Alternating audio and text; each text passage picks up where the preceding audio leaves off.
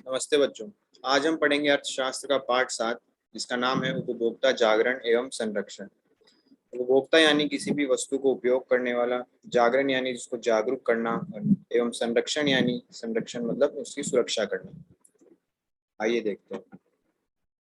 उपभोक्ता उपभोक्ता वह व्यक्ति जब वस्तु एवं सेवाएं अपने प्रयोग के लिए खरीदता है तब वह उपभोक्ता कहलाता है। बच्चों, चाहे आप हो या मैं हूँ या कोई भी हो, जब वह किसी भी वस्तु या सेवाओं को हम खरीदते हैं, वह उसे अपने काम में लेते हैं, तब उसके उपभोक्ता कहलाते हैं।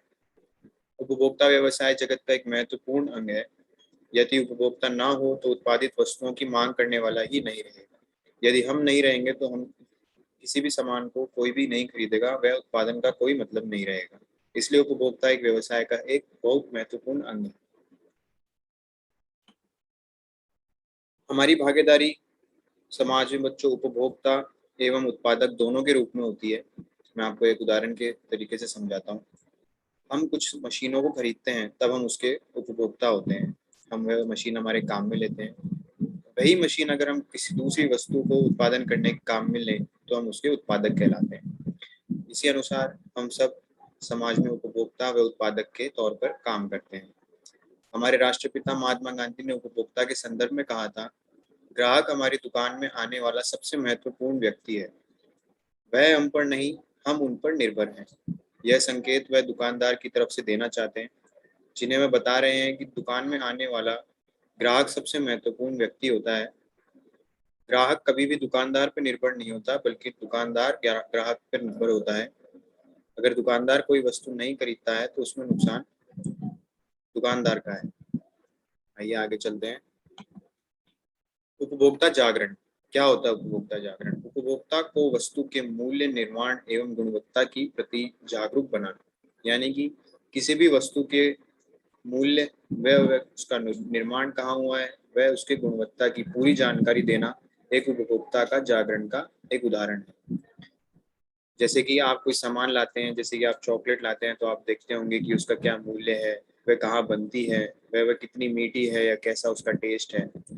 वह उसके प्रति आप जागरूक हैं। उपभोक्ता को अपने अधिकारों का ज्ञान होना जरूरी है, अन्यथा उसका शोषण किया जाता है। यदि एक उपभोक्ता को अपने अधिकारों का ज्ञान नहीं होता है तो उसका मार्केट में शोषण किया जाता है। उपभोक्ता किसी खराब वस्तु के संदर्भ में अपने निकटतम उपभोक्ता केंद्र में उसकी शिकायत कर सकता है। अगर उपभोक्ता किसी भी वस्तु से संतुष्ट नहीं है या फिर उसकी कोई शिकायत है, तो वह अपने निकटतम उपभोक्ता केंद्र में उसकी शिकायत कर सकता है। यह उसका अधिकार है। उपभोक्ता जागरण सामान खरीदते वक्त समय, मूल्य व वजन मात्रा की जांच करें। जब भी बच्चों आप कोई सामान खरीदने जाएं, जैसे कि आप राशन की दुकान पे जाएं और आप वहां से चावल या फिर दाल या आटा कुछ खरीदें, तो उसकी मात्रा, उसका वजन सही से जांच लें, सही से देखें, उसके बाद उसके पश्चात ही उसके पैसे दें। मैं आपको एक वीडियो के जरिए दिखाना चाहूंगा कि किस तरीके से मात्रा या वजन के संदर्भ में हमारे साथ धोखा किया जाता है।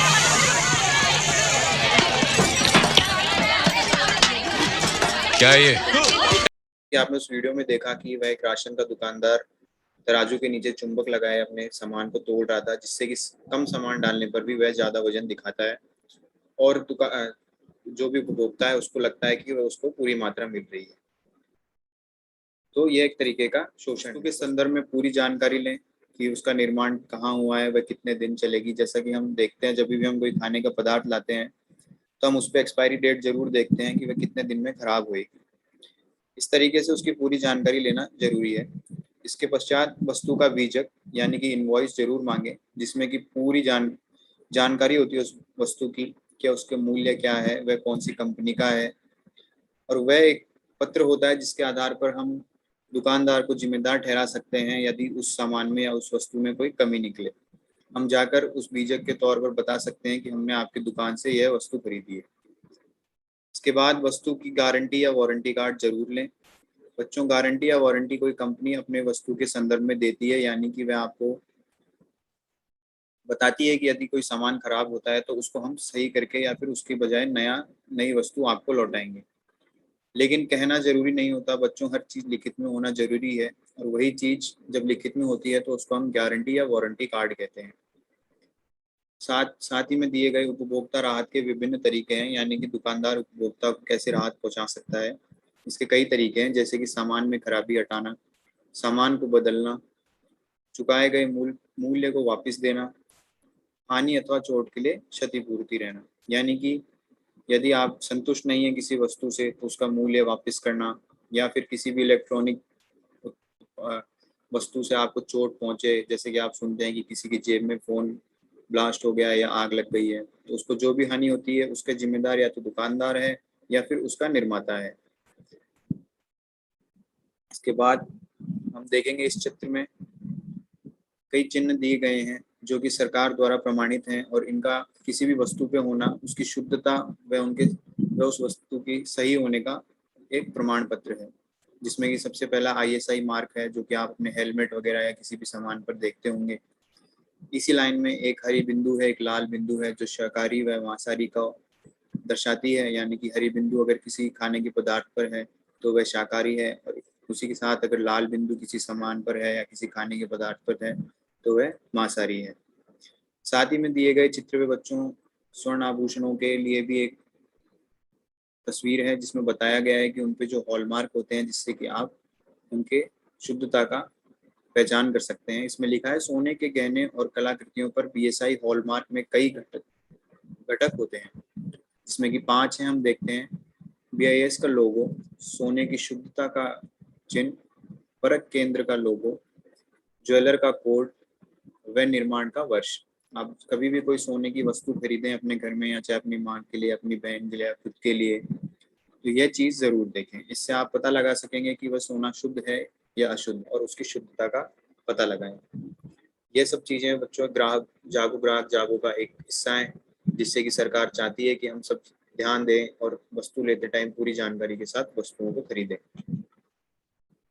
उपभोक्ता शोषण, हम जानेंगे शोषण किस प्रकार होता है। उपभोक्ता को अपने अधिकार का ज्ञान न होना वह उसके शोषण का एक कारण। इस तरीके से होता है, अनुचित लाभ कमाने के लिए ठगा जाता है, अधिक मूल्य वसूला जाता है। आप जाके देखेंगे एक बच्चे को कोई चीज़ महंगी दी जाती है, वही चीज़ अगर उसके पिता या माता लेकर आएंगे तो उनको सस्ती मिलती है, क्योंकि बच्चे को पूरा ज्ञान नहीं होता है। इसका लाभ उठाते हुए जो दुकानदार होते हैं वह उसे ठग लेते हैं। दूसरा है बच्चों ऑनलाइन वस्तु का आदान प्रदान। आजकल दुनिया भर में अमेजन, फ्लिपकार्ट जैसी ऑनलाइन वेबसाइट है जिनसे हम सामान खरीदते हैं, लेकिन हम देखते हैं कि ऑनलाइन सामान कुछ और दिखाया जाता है, और जब हमारे घर पहुंचता है तो वह और ही कुछ निकलता है। उसकी गुणवत्ता अलग होती है या उसका साइज अलग होता है। इस तरीके से हमारे साथ ऑनलाइन तरीके से शोषण किया जाता है। आजकल बच्चों हर क्षेत्र में, चाहे वो बैंकिंग हो, चिकित्सा हो, दूरसंचार हो या शिक्षा हो, सब में शोषण किया जाता है। बैंकिंग में कम ब्याज दर पे लोन देना, चिकित्सा में महंगी महंगी इलाज करना, कमीशन खाते हैं, जांच जांच करवाते हैं अपने जानकार से। इसी तरीके से हमारे साथ शोषण किया जाता है। उपभोक्ता शोषण के मुख्य कारक क्या हैं? मिलावट की समस्या। बच्चों आप देखते होंगे कि आपने कभी पढ़ा होगा कि नकली दूध पकड़ा गया या फिर नकली मावा पकड़ा गया मिठाइयों की दुकानों में त्योहार के टाइम पे। यह सब बच्चों नकली माल बनाना, मिलावट करना, यह सब धोखा देना है। इनसे नकली माल बेचकर ज़्यादा मूल्य वसूला जाता है, जो कि एक उपभोक्ता के अधिकार के अधिकार के सही नहीं है। दूसरा है वजन में धोखा देना, जैसा कि हमने उस वीडियो में देखा था कि एक चुंबक लगाकर कैसे पागल बनाया जाता है। तीसरा है ऊंची कीमत, किसी भी वस्तु की ऊंची कीमत कर देते हैं, फिर आप उसको बोलेंगे तो वो थोड़े से पैसे कम करके दे देते हैं। चौथा है कम गुणवत्ता वाली वस्तुएं बेचना। हर प्रकार की वस्तुएं बाजार में मिलती हैं बच्चों, उनके उसी हिसाब से मूल्य होते हैं। कई बार हमें धोखा दिया जाता है कि अच्छा माल बताकर भी गंदी क्वालिटी का या गंदी गुणवत्ता का माल दे दिया जाता है। फिर है डुप्लीकेट या नकली वस्तु। आप देखते होंगे एक ही टी शर्ट शोरूम में मिलती है, वह 1500-2000 की मिलती है, वही टी शर्ट बाहर मार्केट में 200-300 रुपए में भी मिल रही है। इसका मतलब यह है कि जो बाहर जो मिल रही है वह नकली है, वह डुप्लीकेट है, और हम पता भी नहीं लगा सकते हैं, इतना भी फर्क नहीं होता है उनमें। इस तरीके से उपभोक्ता शोषण किया जाता है। आप इस चित्र में देख सकते हैं कैसे टमाटर के अंदर इंजेक्शन लगाया जा रहा है जो ताकि वो बढ़े, तेजी से बढ़े, वह उसमें ज़्यादा अच्छा दिखे, जबकि वह हमारी सेहत के लिए खराब है। किसी भी चीज़ को पूरी एकदम शुद्ध रहना जरूरी है, उसमें मिलावट करना बिल्कुल गलत है। हमें सब्जियां लेते टाइम इन चीज़ों का बिल्कुल ध्यान रखना चाहिए और सही जगह से सब्जियां या फल खरीदने चाहिए। उपभोक्ता संरक्षण एवं सरकार ने उपभोक्ता संरक्षण के लिए क्या क्या कदम उठाए हैं, आइए देखते हैं। वस्तु के प्रति सही रूप से जानकारी उपलब्ध करवाना सरकार की जिम्मेदारी। इसके इसके तहत सरकार ने एक कानून बनाया है जिसका नाम है उपभोक्ता संरक्षण अधिनियम 1986। यह 1986 में आया था, जिसके अंतर्गत सरकार ने कोशिश करी है कि उपभोक्ता को संरक्षण दिया जाए व उसकी सुरक्षा की जाए। आइए देखते हैं इस अधिनियम में क्या क्या है। उपभोक्ता संरक्षण अधिनियम 1986 में सभी वस्तु, सेवा, व्यक्ति, चाहे निजी या सार्वजनिक हो, वह शामिल है। कोई भी वस्तु, चाहे वह निजी दुकान से मिलती हो, चाहे निजी सेवा हो, चाहे सार्वजनिक सेवा हो, सरकारी हो, सब उपभोक्ता संरक्षण अधिनियम 1986 के अंतर्गत आते हैं। इसी अधिनियम में उपभोक्ता के अधिकार भी बताए गए हैं, जैसे कि गुणवत्ता, परिणाम, क्षमता, शुद्धता, मानक सभी की जानकारी प्राप्त करना एक उपभोक्ता का अधिकार है।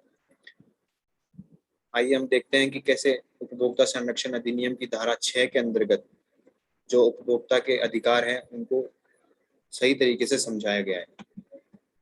उपभोक्ता संरक्षण अधिनियम की धारा 6, इसमें कहा गया है, पहला अधिकार है सुरक्षा का अधिकार, यानी कि हमारा शरीर व संपत्ति सुरक्षित रहनी चाहिए।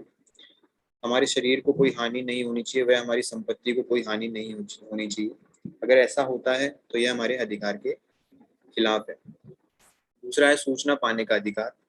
यह हमारी अधिकार है कि हम किसी भी वस्तु या सेवा की पूरी सूचना लें, जैसे कि वह कहाँ बनी है, उसका कई सही मूल्य क्या है, उसका परिणाम क्या होगा, वह और कहाँ कहाँ मिल सकती है।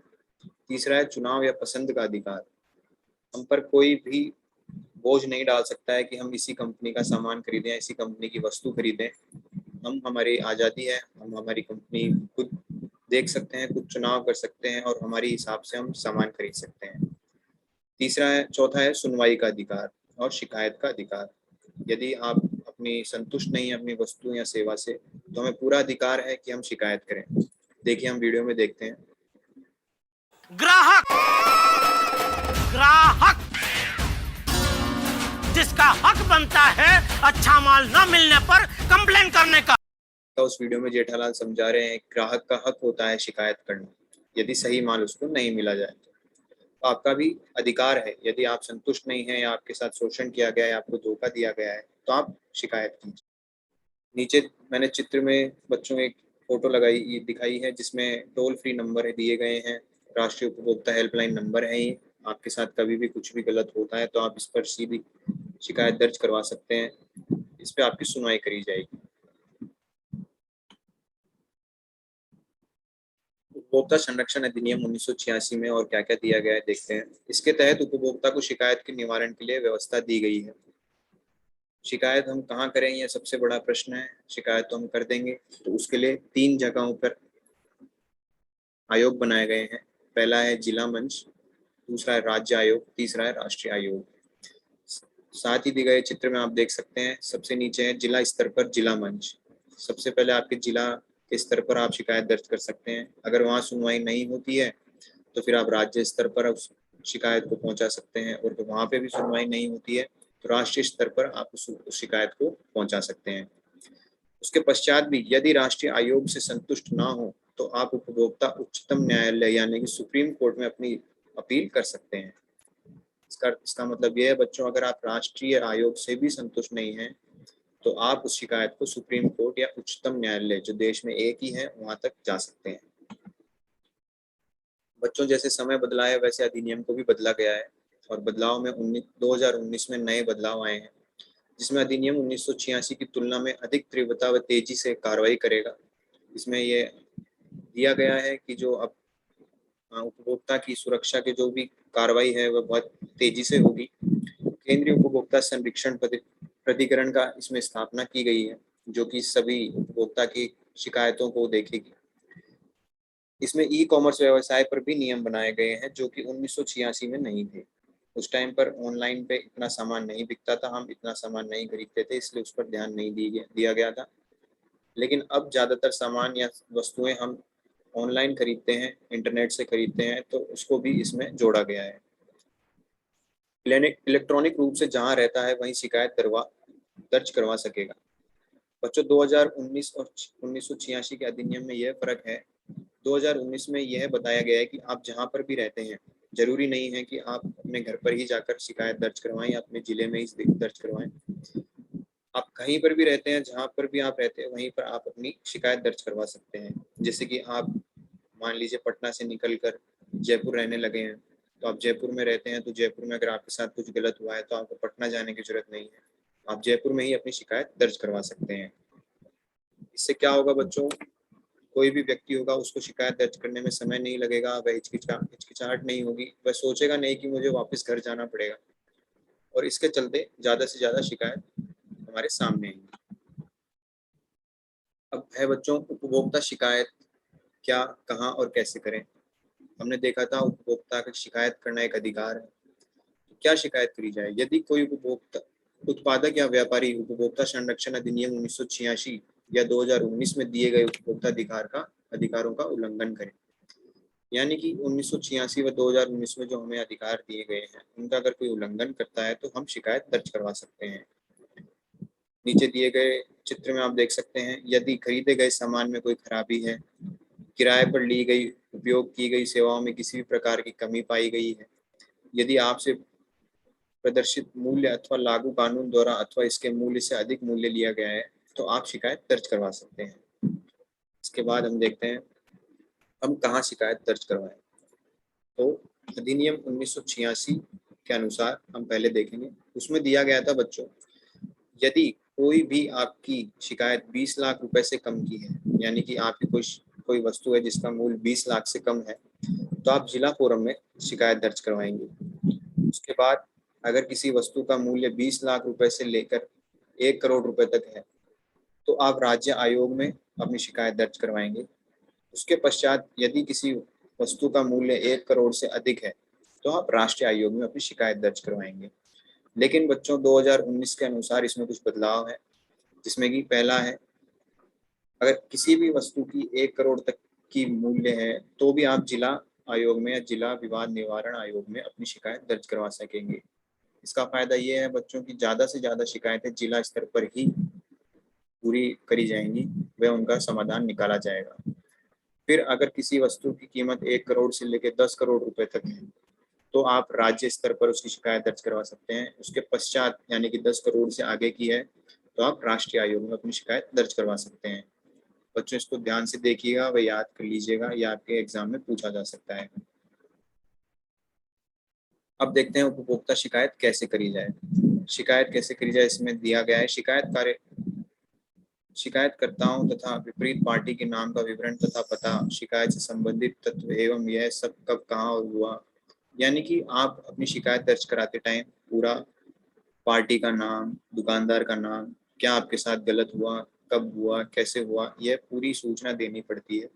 साइड ही में मैंने लिखा है बच्चों, इंग्लिश में लिखा हुआ है consumerhelpline.gov.in पर। यह एक ऑनलाइन माध्यम है जिस पे आप जाकर अपनी शिकायत दर्ज करवा सकते हैं। किसी ऑफिस या किसी दफ्तर में आपको जाने की जरूरत नहीं है। तो हमने देखा उपभोक्ता शिकायत कहाँ करवाएगा, कैसे करवाएगा और क्या करवाएगा। जिसमें हमने देखा क्या में, तो हमने देखा था कि हमारे अधिकार का कुछ भी उल्लंघन हो रहा हो तो हम शिकायत दर्ज करवा सकते हैं। कहाँ हमने देखा कि मूल्य के आधार पर जिला, राज्य एवं राष्ट्रीय स्तर पर हम सूचना शिकायत दर्ज करवा सकते हैं। और कैसे, ये हम देख सकते हैं किसी दफ्तर में जाकर या फिर ऑनलाइन माध्यम से हम शिकायत दर्ज करवा सकते हैं। आइए अब हम देखते हैं मानवाधिकार आयोग क्या होता है। राष्ट्रीय मानवाधिकार आयोग एवं राज्य मानवाधिकार आयोग होते हैं। एक राष्ट्रीय स्तर पर होता है, एक राज्य स्तर पर होता है। बच्चों मानव के कुछ अधिकार होते हैं, जैसे कि जीवित रहना, अच्छे से अपनी जिंदगी बिताना, समय पर खाना मिलना, नौकरी मिलना, शिक्षा मिलना। इन सब अधिकारों का बचाव करना ये सरकार की जिम्मेदारी है, जिसके तहत सरकार ने मानवाधिकार आयोग का गठन किया है। इसका काम है नागरिकों की सुरक्षा एवं अधिकारों की बातों का ध्यान रखना। उच्चतम न्यायालय यानी कि सुप्रीम कोर्ट के न्यायाधीश इसके अध्यक्ष होते हैं। तो ये बहुत ही बड़ी उपाधि है, इनकी बहुत बड़ी जिम्मेदारी है। इसमें कुछ गलत होने की बहुत कम चांसेस हैं या कम गलतियां नहीं होनी चाहिए। फिर है सूचना का अधिकार क्या है। बच्चों ये हमारी जिंदगी का सबसे महत्वपूर्ण अधिकार है, सूचना का अधिकार। सूचना का अधिकार आम आदमी को अधिकार संपन्न बनाने हेतु सरकार द्वारा महत्वपूर्ण कदम है। सूचना के अधिकार का तात्पर्य है कोई भी व्यक्ति अभिलेख, ईमेल, आदेश, दस्तावेज, नमूने और इलेक्ट्रॉनिक आंकड़ों आदि के रूप में ऐसी प्रत्येक सूचना प्राप्त कर सकता है जिसकी उसे आवश्यकता हो। यानी कि बच्चों, हम सरकार से जवाब मांग सकते हैं या हम उनसे पूछ सकते हैं कि उन्होंने कोई भी क्रिया करी है तो उसकी पूरी सूचना हमें प्राप्त करी जाए। ये हमारा अधिकार है, जिसके लिए आवेदक संबंधित लोक सूचना अधिकार के समक्ष आवेदन करेगा, जिसकी सूचना 30 दिन में संबंधित व्यक्ति को सूचना उपलब्ध करी जाएगी। बच्चों, लोक सूचना अधिकारी राज्य स्तर पर भी होता है, केंद्रीय स्तर पर भी होता है, जो कि हमारी मदद करता है कि हमें पूरी सूचना मिली जाए, और ये हमारा अधिकार है, इसे हमसे कोई छीन नहीं सकता है। मैं चाहूँगा आप इस वीडियो के बाद भी थोड़ा इंटरनेट पर जाकर देखें कि हमारे सूचना का अधिकार क्या है और उस पर हमारे उच्चतम न्यायालय यानी कि सुप्रीम कोर्ट ने क्या क्या कहा है। इसी के साथ ये पार्ट खत्म होता है और हम देखते हैं कुछ प्रश्न उत्तर। पहला है, भारत उपभोक्ता संरक्षण अधिनियम की घोषणा कब हुई? तो हमने देखा पहला अधिनियम आया था 1986 में, तो इसका उत्तर है क्या। उसके बाद कुछ बदलाव 2019 में किए गए हैं, तो वह इसके हमारे पास ऑप्शन में नहीं। दूसरा प्रश्न है, स्वर्णाभूषणों की परिशुद्धता को सुनिश्चित करने के लिए किसी मान्यता प्राप्त चिन्ह का होना आवश्यक है, यानी कि सोने की स्वर्ण।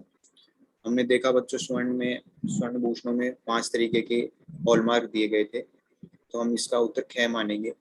ISI मार्क उस पर नहीं था, एग मार्क उस पर नहीं था, एग मार्क खाने के पदार्थों पे है। तो हॉलमार्क हम देखते हैं जो सोने की भूषणों पे, आभूषणों पे आता है। तीसरा है, यदि किसी वस्तु या सेवा का मूल्य 20 लाख से अधिक तथा 1 करोड़ से कम हो तो उपभोक्ता शिकायत कहाँ करेगा? बच्चों, अब इसमें अधिनियम 1986 के तहत तो आप कहेंगे कि 20 लाख से अधिक और 1 करोड़ से कम है तो राज्य आयोग में करेंगे।